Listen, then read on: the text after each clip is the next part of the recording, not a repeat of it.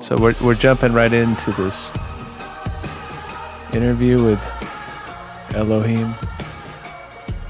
I know her by many names, but we will go with El today. Oh, I love that one. You like that one?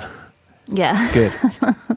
Can you tell me and any listeners about your involvement, because you have much more experience in not only the subject, but with this group, this foundation. Can you tell us about the JED Foundation as best you can? Yeah, so I actually started working with the JED Foundation when I put out my Brain Dead EP. I gave all of the proceeds from streams, and it was put out during the Mental Health Awareness Month, and I gave all the revenue and income from streaming to the JED Foundation. It was kind of serendipitous how it all happened. I was on tour in 2019 and I was in New York, and I happened to have a meeting with them on the phone. This was before, obviously, the pandemic, and I had a meeting with them on the phone, and I was like, oh, I'm just like in New York on tour. And they were like, we actually are having like our annual gala tonight if you want to come. And I was like, oh my gosh, I would love to.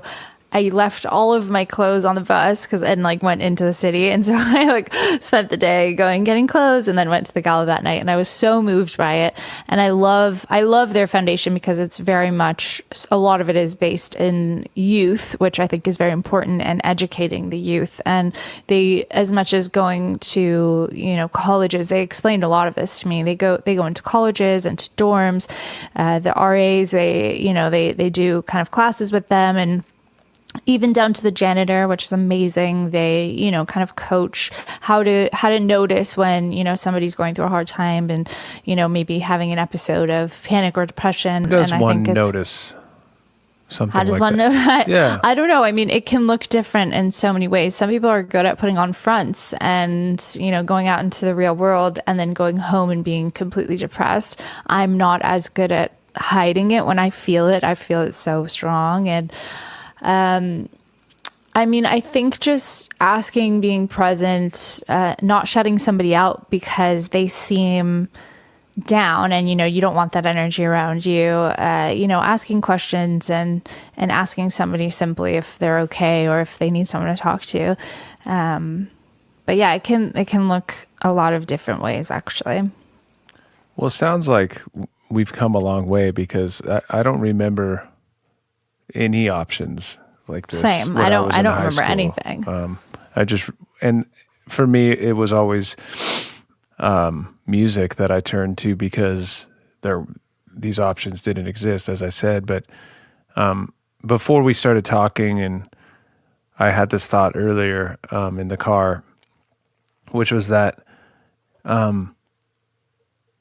don't have any answers or solutions to depression, anxiety, fear, panic attacks. But what I did find through music is that at least I felt a little more comfortable in that discomfort at the time, whether it was a Radiohead album or Nirvana or whatever, certain songs, or Jeff Buckley, Grace, which was a big one for me at the time. And I had some breakup records going through, heartbreak and that kind of thing. And it's not, I don't know if there's a solution rather than a way of being a little more comfortable, sort of putting on your as a friend calls them, soft pants, aka sweatpants. So it's like, or a blanket to deal with a difficult time, because I'll have these little episodes where I'll think, and I don't mean to claim that mine are as severe as as yours from what you've described. So I don't mean to say anything as far as that goes, other than my personal experience is that music has always made me feel at least like I was in the right place while going through that episode. And it remains that way even at this, as I get older. Yeah, I mean, even just yesterday, I was in Miami all weekend and had shows, and so fancy. So fancy. For me, traveling is, I just, after doing it a lot in shows and traveling and stuff, that's very anxiety inducing for me. And during the pandemic, I was just at home, so I didn't have anxiety. And then now trying to get back out there and do it, it's definitely hitting me really, really hard. So this weekend was really tough for me. And then I got home, and yesterday I had a session, and this is with people who I see all the time. They're my family, and I just could not shake this anxious, panicky, like buzzy feeling and dissociating. Every hour kind of this wave would hit me, and it was just like, where am I? But I noticed the second, and it was like being around people and trying to make conversation, and then the second that I walked into the vocal booth and started tracking vocals, I felt this like calmness. And it's similar when I get on stage. And I think it's because I can kind of like rely on the music and go there and just be present in the music. So, I mean, music has, definitely been a savior for me and a calming and coping mechanism also. And so I feel incredibly blessed to have that. But,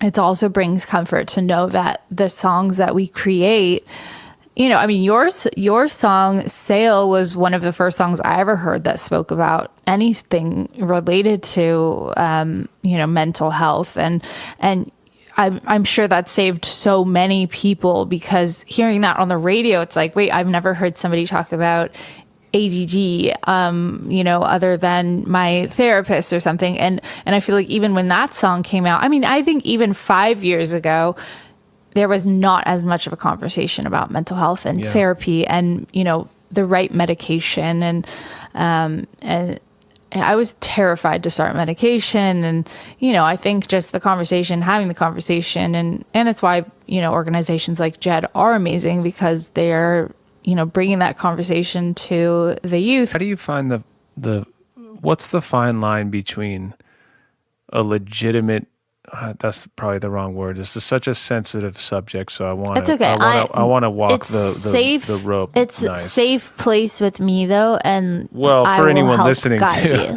I know, but I'll help guide you also, and you can say your thoughts and your questions and your feelings are all valid, and it doesn't, we all have these questions, and I guess I'm somebody that's okay to talk about it. So now is kind of the time that you can ask those questions. So thank you. Yeah. I suppose, do you ever get frustrated, and what's that line between, sometimes I feel like talking about it adds to the problem in a certain way, where you may be having a good day, or maybe everything's going good, and then hearing too much chatter about it could possibly send you into a reverse spiral, because you're thinking, oh wait, yeah, that's right, I do feel bad sometimes, or I get these anxiety attacks, and then it kind of triggers you to have these negative thoughts. So what's the balance there? I've talked to so many hundreds of people throughout, these last few years of putting out music and speaking openly about this. And I've talked to people, even other artists that are like, I can't talk about it because I just think it's going to trigger me. And that's okay too. I find that when I find common ground with others, it's interesting. Like, I get comments that are like, I never knew anyone, went through this the way that I do. And they spell out exactly what their panic attacks looks like, and they're almost to a T like mine. And to me, I'm like, this brings me comfort. I wish that they did not feel this, but there's a lot of people in my life, and it can even be family, that they just don't understand it. And so it makes you feel even more alienated. And so my journey has been, 'cause all I know is what I've experienced, of course, all I could speak on, at least. And it has been a negative thought comes into my head, and then I, because of fear, grab onto that negative thought, and then it turns into a bigger thought, and I have to zap myself out of it sometimes. Wait, this isn't even real. And it occurred to me that the reason it felt like it was my fault that I was having these negative thoughts, but then it occurred to me, I've consumed so much bullshit, either in media, television, entertainment, Life in general. The last 2-3 years obviously have been extremely negative for many people, and there's been plenty of silver lining throughout that as well, I'm sure. But it's not my fault necessarily that I have weird dark thoughts, because I consume so much of that in entertainment and especially news. I mean, if you want to get bummed out, it doesn't matter which news cycle it is, or which whatever it's team horrifying. you're on. If you just do, so I was anti-news for 7 years. I'm still very But really, anti-news. I didn't even know what was going on half the time. And I guess what I'm asking is, can you relate to what I'm saying as far as a negative thought entering your head, like some gruesome, dark horror movie scenario or whatever, because you've seen some bad movie recently or whatever? I always have this thought, like, I wonder if growing up, if I never saw any scary movies or even like the X-Files or stuff like that, I wonder where my brain would be at, because I do find that, if I'm scared and I'm home alone, it's like, what is in my head? I'm like, what am I actually thinking about in my head? And it's like, oh, this, show or movie that I saw, or this thing on the news that I saw. So yeah, it's interesting. So a lot of times I'm like, I just want to run away and, live on a farm and not have any access to any type of media, social media. It's easy to just turn it out. And recently I was hanging out with a really talented musician friend who revealed to me a major, major pop star that I won't share who that is out of respect, doesn't have a phone. This individual doesn't have a phone and just checks internet maybe once a day, and that's so cool. I'm really jealous of that, and I'd like to get back to that. I realize that I have to be off of my phone. I'll text my family thread and I'll say, these are the people that I'm with. If you need to reach me, contact them. I do that. It's kind of cheating, because you're like, I don't want any bad news, and then I know. Just text my wife anyways or whatever. Yeah. But it's good to detach and I think that we probably are on our phone way less than I'm sure I'm on it less than you. Yeah, you definitely are. But I don't mean that as a you have a responsibility and a certain kind of connection to your fans that is really important, and see how you communicate with them, and that's sort of almost a deal you have with them, Yeah, and that part of it is actually really comforting to me, and I love having those conversations. And I know for some people it's like, how do you, isn't it very triggering to have these kind of conversations with people? But it's really not for me. I think in another life, or maybe in my next chapter of life, I'll become a therapist or something. But I find it comforting, and I love human connection, especially online. There's something nice about not having to actually be, physically with somebody. Well, it's it can actually easier. Be comforting. What? It's a little easier, I would say. Yeah, it's easier, and it's just less anxiety inducing for, people who get social anxiety. And, it's just that, comforting space where it's like, I'm freaking out and I actually have people that understand me that I can go to. I also wanted, if you didn't mind, talk about the song we did together. Yeah. I wanted to reveal the difference between the two versions. Okay. Okay. You revealed that. I'll reveal how I ended up doing a cover of this song. Yeah. too. Well, I will say that as far as mental health goes, great lyrics, and it fits with. But when I was younger, when that song came out, and we're talking, of course, everybody about Flagpole Sitta, which is hard for me to say. I know. It's an odd Flagpole name Sitter. for such a brilliant song, but I remember the chorus, and it was like a breakthrough rando set, and Harvey Danger, right? Yeah. And the video was really cool. He was really interesting looking, and it's like a sarcastic anger song in some ways, and I always love that Rage Against the Machine lyric very much in that Me song. too. And But yeah, all of the lyrics are when I sat down at the piano, because I was just driving. They were doing like a flashback. I was driving on Topanga Canyon, and they were doing a flashback hour on K-Rock, and they played that song, and I was like, God, this is such a good song. And then I went home that night and figured out the chords and looked up the lyrics, and I was just like, whoa, this is actually talking about mental health, and I had no idea, and it just like resonated so much with me. It's pretty crazy how you can kind of go back and review lyrics even of songs that you knew when you were a kid, and you're just like, wow, this was very deep lyrics that just became a hit song that, you know, everyone's humming but they didn't really know. I feel that way about your song. And so thank you. And so you recorded that pretty loose, right?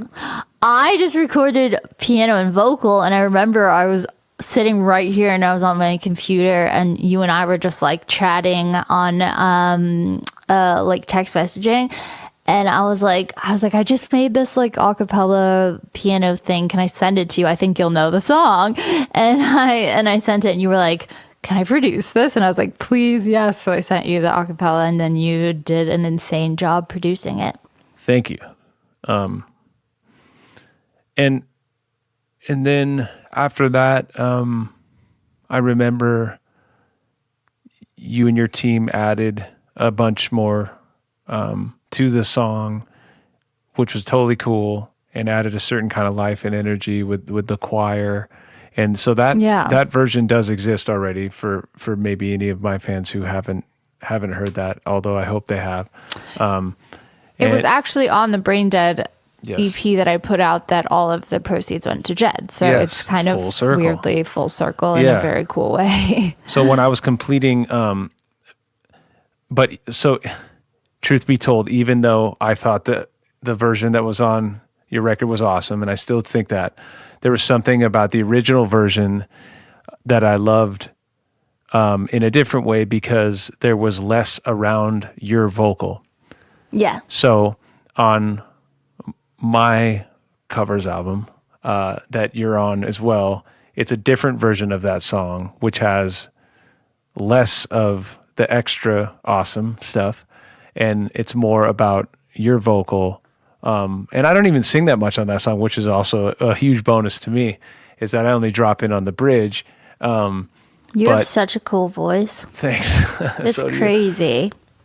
This hurts so bad, this thing in my ear. It's been so long since I wore these. They're like, you have to get refit. But anyway, staying on the song, so just for anyone who's curious, the version on my record is a more minimal version of the song that was on your record. And I'm curious, what people will think. Yeah. Hopefully they'll appreciate the difference, but I just wanted to showcase your voice and me dropping in as just a brother from a different time, in the bridge, and that's appreciate you. I'm glad it worked out. I first met you when you had asked me to do a table for one. And I remember just like, obviously I knew your voice, but really listening to your voice on that was just like, I was like, oh, you are who you are for a reason. You have such a special quality and tone and just like energy in the way that you sing and produce. And I feel like it came across on this one. So thank you. Thank you. Mm-hmm. Before we started this, I asked her to say all those nice things. He's paying me. No, genuinely, I was like very impressed. And the other thing that was probably the most impressive thing about you was that this was like probably 3 or 4 years ago when I went to your house. And I was not nervous, but kind of just like had been around, a lot of people in the industry who are just had success and a lot of success like you. And, we're just kind of assholes and just too cool. And I was really, really, it was so cool to go to your house and you just like open arms. And I remember you gave me kombucha, and it's now like our favorite one. It was the root beer one. Root beer. It's all about the kombucha. But you also you were so open to letting me ask questions, and I'm one of those people that loves to ask questions, and you were just like, ask whatever you want, and I thought that was really, well, really who cool would say and stop welcoming. asking, I guess, is the question. Please stop talking. Oh no, I think people who don't want you to ask questions, they just like give you short answers and stuff. But you were very, and you were like, honestly, ask me anything. And you were really open and humble, which was very, very cool and really different. Well, thank you for saying those kind things. Which kind of reminds me of one sort of helpful tool that I've come across along the ways, along my journey, and it came from my drummer, really. But anytime I was like super nervous to do a high pressure gig, such as like a late night kind of show or something like that, or maybe a more elevated show for whatever reason, he pulls me aside and goes, "Dude, you're not that important. I love that. Don't take yourself so seriously." And that goes for pretty much anyone. And that, I think that's really helpful is A, we're not alone. If your body's physically failing you because you're having a deal, you're not alone. So that's the good news. And same with being nervous to have to do something, whether it's like you're in little league baseball or have to present some sort of. Do people still give reports in school? Do that happen? Or like yeah, that was a thing. I don't or know school, or just happen to be around certain people that. So the good news is you're not alone, and you're not the first person to have to go through that. And I think that's the best thing I could remind myself anytime I lose my mind. And what you said about you're not that important. It's also just kind of like letting go and reminding yourself that nothing is that important, and your just sanity is probably the most important, and really just doing whatever you can to just kind of remind yourself that you're not alone, and we're all on this ride together, and we're all just trying to figure out this thing called life. And I think the more times you go through it,